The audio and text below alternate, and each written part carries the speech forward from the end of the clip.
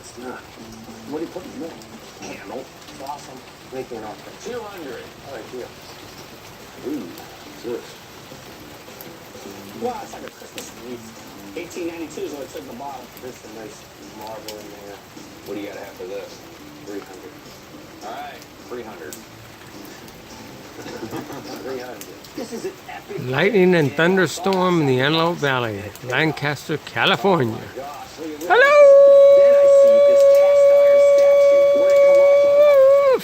Football fans! Soccer! Oh, wait a second. That's a whole different setup. That's not this one. For somebody to have. Oops, sorry.